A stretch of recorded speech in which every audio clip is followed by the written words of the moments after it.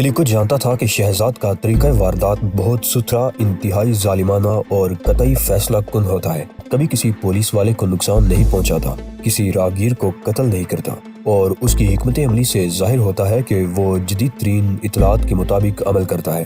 در حقیقت اسے پیشگی اطلاعات مل جاتی ہیں۔ بعض اوقات ایسا لگتا ہے جیسے وہ خود کمپیوٹر ہو۔ کلیکو کو صرف یہ معلوم کرنا تھا کہ شہزاد کا اگلا نشانہ کون ہوگا، اس کی تلوار اب کس جگہ گرے گی۔ صرف یہی معلوم ہو جائے تو کلیکو کو یقین تھا کہ وہ شہزاد کو پکڑ لے گا، اور جب ایک بار وہ پکڑا جائے گا تو پھر سارے مسئلے خود بخود حل ہو جائیں گے۔ مشرق میں ڈنور کے مرکز سے باہر یونیورسٹی ایونیو پر چیری کریک شاپنگ سینٹر کے قریب کھلے سبزہ زار پر خوبصورت پس منظر میں درختوں کے جھنڈوں کے درمیان ایک نفیس، خوبصورت، سادہ مگر شاندار عمارت کھڑی ہوئی تھی۔ اگرچہ اس عمارت کو بنے ہوئے ابھی صرف 3 سال ہوئے تھے، لیکن اس کے طرز تعمیر کی وجہ سے یہ انتہائی پرانی لگتی تھی۔ اس عمارت میں ستون بھی تھے، محرابیں بھی اور گنبد بھی۔ بظاہر یہ سرکاری عمارت لگتی تھی، لیکن اس میں سرکاری کام نہیں ہوتے تھے۔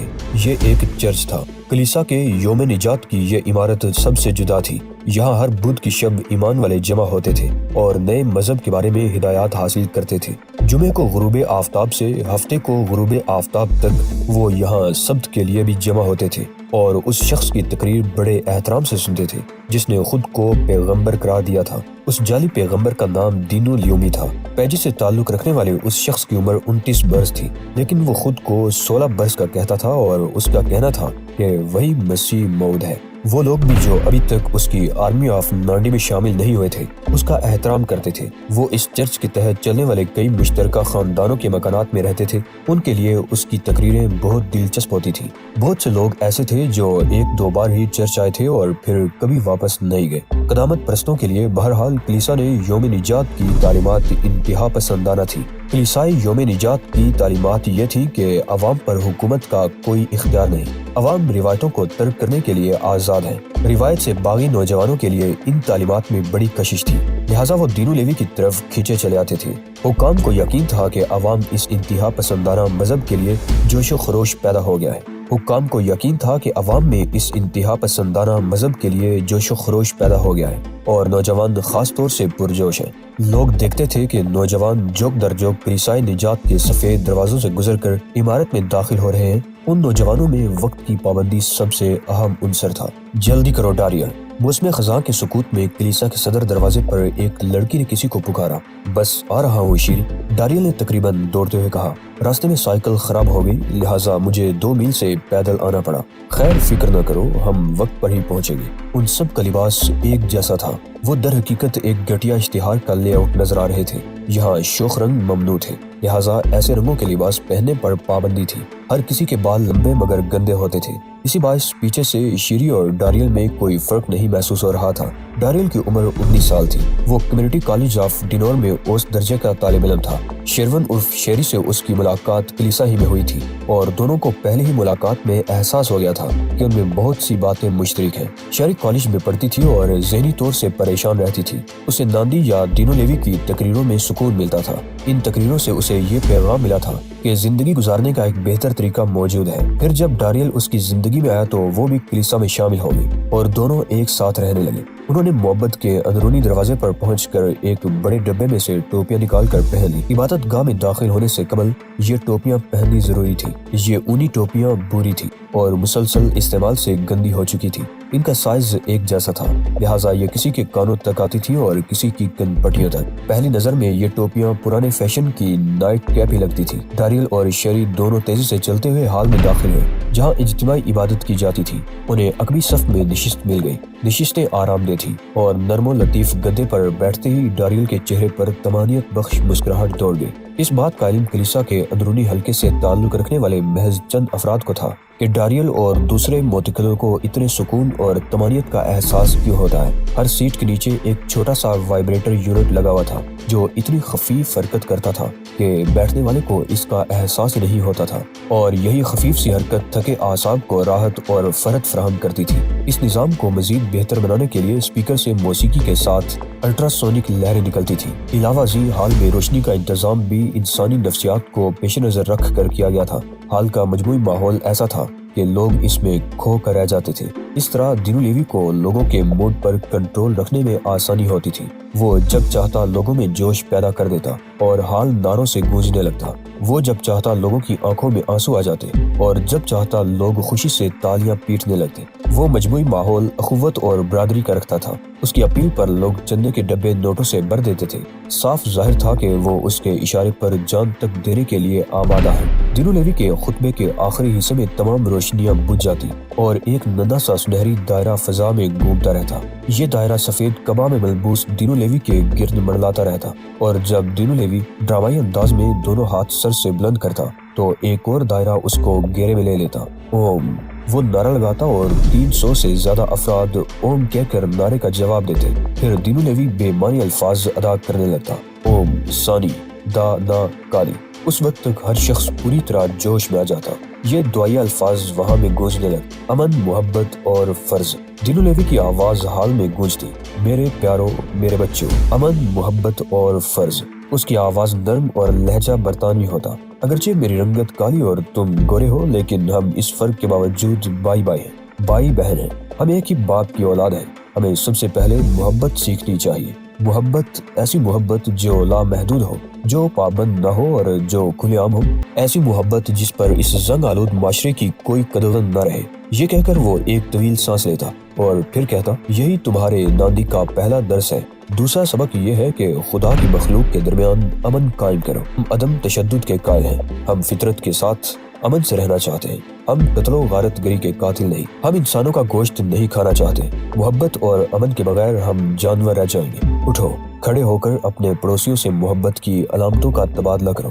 گلے ملو اور پیار کرو۔ آرگن میوزک کا چھناکا ہوا اور ساز حال میں گونجنے لگا۔ اس موسیقی کی بہت سی ہلکی آواز عمارت کے زیر زمین حصے کی راہداری میں سنی جا رہی تھی۔ یہاں تقریباً سکوت تھا، بس کبھی کبھی ہلکی سی سسکاری سنائی دیتی تھی۔ زرد رنگ کے روشن گولے روشنی کا سبب بن رہے تھے۔ گروہ صداقت کے رکن بورے لبادوں میں ادھر ادھر آ جا رہے تھے۔ ان لوگوں کا انتخاب کلیسا کے اندرونی حلقے سے کیا گیا تھا۔ ان کے قدموں کی آواز بھی پیدا نہیں ہو رہی تھی، صرف چربی جوتوں کی چرچر کبھی کبھی بلند ہوتی۔ گروہ صداقت کا ایک رکن دوسرے ممبر کے قریب پہنچا، جو ایک مقفل آہنی دروازے کے سامنے کھڑا ہوا تھا۔ یہاں دینو لیوی کے درس محبت کے جملے سنائی دے رہے تھے۔ برادر تھامس جاسوس کو پھر طلب کر رہا ہے، اداس لہجے والے شخص نے کہا۔ صبر برادر لوئس، دوسرے شخص نے کہا۔ اس کا لہجہ بہت نرم اور نہایت مہربان تھا، لیکن اس لہجے کی تہ میں طنز واضح تھا۔ ہمیں اس سے بہر صورت محبت کرنی چاہیے جو ہماری صفوں میں گھس رہا ہے۔ دلوں کو محبت سے تسخیر کیا جاتا ہے، نفرت سے نہیں برادر لوئس۔ یہی ناندی کی تعلیمات ہیں۔ یہ کہہ کر وہ عجیب سے انداز میں ہنسا۔ برادر بینجامن، لوئس نے غرا کر کہا، میں بہت سنجیدہ ہوں، اسے باہر نکالو۔ برادر تھامس اس کا انتظار کر رہے ہیں۔ کوٹھڑی کے اندر شارٹ ڈیوس نے دھڑکتے دل کے ساتھ یہ باتیں سنی۔ اسے اندازہ نہیں تھا کہ وہ یہاں کب سے ہے۔ شاید 3 روز ہو گئے، نہیں زیادہ دن گزر گئے۔ اسے اب تو اپنے آپ سے بھی نفرت ہونے لگی تھی۔ وہ اپنی ہی گندگی میں لتھڑا ہوا تھا، اسے متلی ہونے لگی تھی۔ اس اندھیرے کے باوجود اسے اندازہ تھا کہ وہ اپنے ہی خون اور پسینے میں گندا ہو رہا ہے۔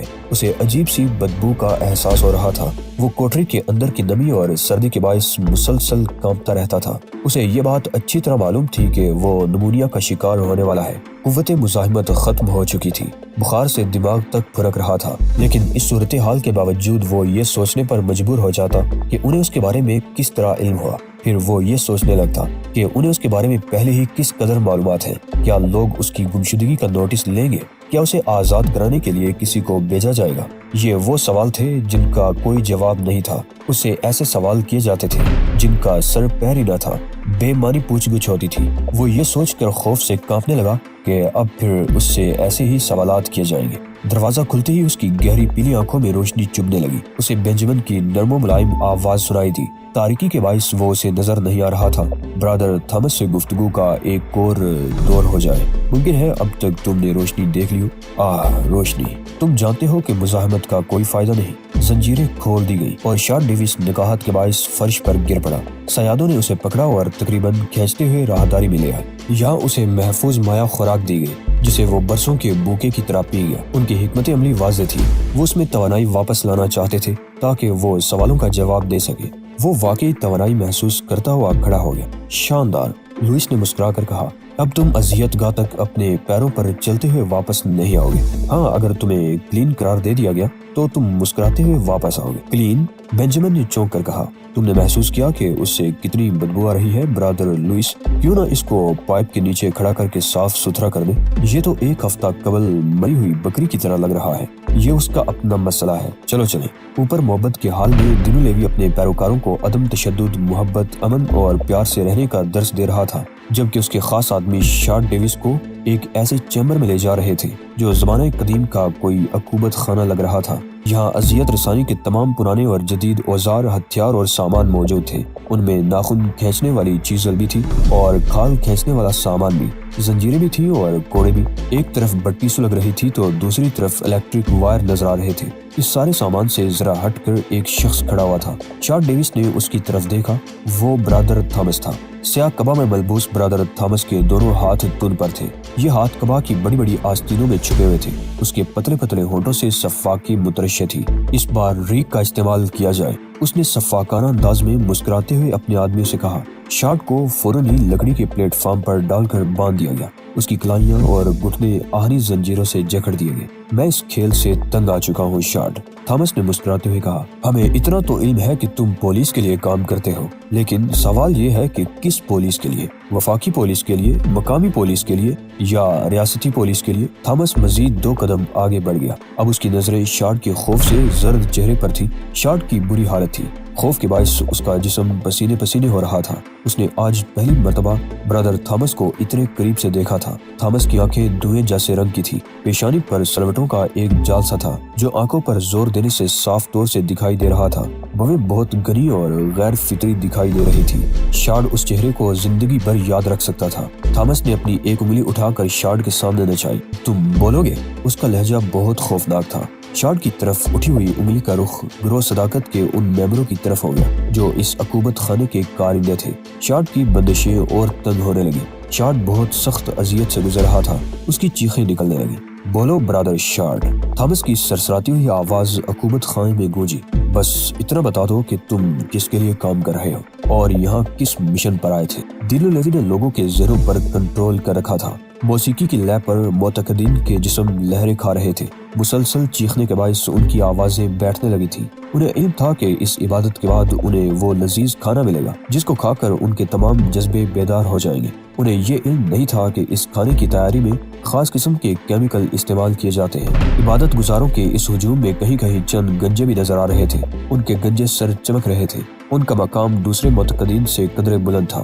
انہوں نے اپنے رہنما دینو لیوی کی طرح سر مڑا رکھے تھے۔ ان کے سر ہی نہیں، پورے جسم کے بال اتارے گئے تھے۔ جسم مڑانا دراصل دینو لیوی سے محبت کا ایک ثبوت تھا۔ اس وقت دینو لیوی ایسے ہی لوگوں کو بڑی محبت سے دیکھ رہا تھا۔ ڈاریل اور شیری بھی دوسروں کی طرح ہی مست تھے، تاہم ڈاریل کا ذہن ہر بات نوٹ کر رہا تھا۔ وہ جب بھی یہاں آتا اسے ایسا لگتا جیسے وہ بہت کچھ حاصل کر رہا ہے۔ اس کے نزدیک دینو لیوی واقعی بہت عظیم ہستی تھی۔ اس کی چھوٹی چھوٹی کالی آنکھوں میں کوئی خاص چمک تھی۔ اس کے ابھرے ہوئے نقوش مگر چپٹی ناک، موٹے ہونٹوں اور تقریباً کالی جلد میں ایسی چمک تھی جو کسی ماورائی طاقت کا سبب نظر آتی تھی۔ ڈاریل کے ذہن اور جسم میں ایک نیا جوش سمانے لگا۔ اس نے منہ کھولا اور چلانے لگا، امن، محبت، اخوت، کلیسائی یوم نجات زندہ باد، عظیم دینو لیوی پائندہ، ہم سب کے خدا ہمیں امن دے، ہمیں محبت دے، ہم پر رحم کر۔ شارڈ کی کئی ہڈیاں ٹوٹ چکی تھی اور اب وہ اذیت سے نجات کے بعد سسکیاں لیتا ہوا تسلیم کر رہا تھا کہ وہ پولیس والا ہے، ٹینور پولیس انٹیلیجنس کا رکن ہے۔ تم یہاں کس مشن پر آئے تھے؟ برادر تھامس نے پوچھا۔ کئی ہفتوں سے یہ شکایتیں مل رہی تھی کہ بچے گھروں سے بھاگ رہے ہیں۔ ویسے بھی گزشتہ کئی ماہ سے گھروں سے فرار کی شرح بڑھ گئی تھی اور والدین یہ جاننا چاہتے تھے کہ ان کے بچوں پر کلیسائے یوم نجات نے کس قسم کا دباؤ ڈالا ہے اور وہ کلیسا والے بچوں کو اس طرح اپنا مطیع بنا لیتے ہیں۔ بعض ایسے بچوں نے جو کلیسا سے فرار ہو کر گھروں کو واپس پہنچے نے گھر والوں کو بتایا کہ کلیسا میں منشیات کا استعمال کرایا جاتا ہے اور منشیات کے استعمال کے ذریعے ذہن کو دینو لیوی اپنا غلام بنا لیتا ہے۔ تھامس غور سے سنتا رہا۔ ایسے بچوں کے گھر والوں نے دوسروں کو اور انہوں نے پولیس کو اس صورتحال سے مطلع کیا تو حکام نے مجھے اس مشن کے لیے منتخب کیا کیونکہ یہاں کے لوگ مجھے پہچانتے نہیں۔ میں نے یہاں کے حالات کا اچھی طرح جائزہ لیا اور جب میں نے سب کچھ دیکھ لیا تو میں نے نکلنا چاہا مگر مجھے پکڑ لیا گیا۔ تم لوگوں کو میرے بارے میں کس طرح علم ہوا؟ یہ مسئلہ اتنا اہم نہیں ہے، تھامس نے مسکرا کر جواب دیا۔ اتنی سی بات کے لیے ذہن کو مت تھکاؤ، اب میں تمہیں جنوبی سمندروں کے ایک دوست سے ملاتا ہوں۔ یہ کہہ کر اس نے ایک موٹا چرمی دستانہ لے کر دائیں ہاتھ پر چڑھایا، اس پر واٹر پروف لپیٹا اور پھر مسکراتا حکومت خانے کے ایک کونے کی طرف بڑھ گیا جہاں ایک بڑا فش ٹینک رکھا ہوا تھا۔ اس ٹینک میں سے پانی کے بلبلوں کے علاوہ دوسری عجیب سی آوازیں بھی آ رہی تھی۔ اندر سمندری ماحول پیدا کرنے کے لیے مختلف چیزیں رکھی گئی تھی جن میں پتھر اور بیلیں بھی شامل تھی، اور ان چیزوں کے درمیان شوخ رنگ اور خوبصورت سمندری مخلوق بیٹھی ہوئی تھی۔ اس کی شکل تکونی تھی، اس کے سانس لینے سے بلبلے بن رہے تھے۔ تھامس نے دستانے والا ہاتھ ڈال کر ایک تکون کو اٹھا لیا۔ یہ جغرافیائی کون ہے، اور اسے جغرافیائی کون کا نام قدیم زمانے کے ملاحوں نے دیا تھا برادر شارڈ، تھامس نے ہاتھ ٹینک سے نکال کر کہا۔ اس کے چہرے پر عجیب سی اور مکروہ مسکراہٹ تھی۔ اس مخلوق کے دانت نوکیلے اور تیز ہوتے ہیں۔ یہ دانت منہ کے اندر خولوں سے نکلتے ہیں اور جس چیز میں پیوست ہوتے ہیں اس میں اپنا مہلک زہر منتقل کر دیتے ہیں۔ اس کا زہر بہت سریع الاثر ہوتا ہے، لیکن بہرحال انسان کے ختم ہونے میں کچھ وقت ضرور لگتا ہے۔ اب تک جغرافیائی کون کے ڈسنے سے 10 افراد ہلاک ہو چکے ہیں، تمہارا نمبر 11واں ہوگا۔ تھامس نے ہلکا سا کہکہا لگا کر سمندری مخلوق کا منہ شارڈ کے سینے پر رکھ کر دبا دیا۔ شارڈ کی ایک کرمناک چیخ حکومت خانے میں سر پھوڑنے لگی۔ تھامس نے دوسری بار سمندری مخلوق کا منہ اس کے سینے پر رکھ کر زور لگایا۔ شارڈ کی ایک اور چیخ نکلی۔ اس بار بھی جغرافیائی کون کے تیز دانت اس کے سینے میں پیوست ہوئے تھے۔ شارڈ کی دوسری چیخ ایک مسلسل چیخ میں بدل گئی۔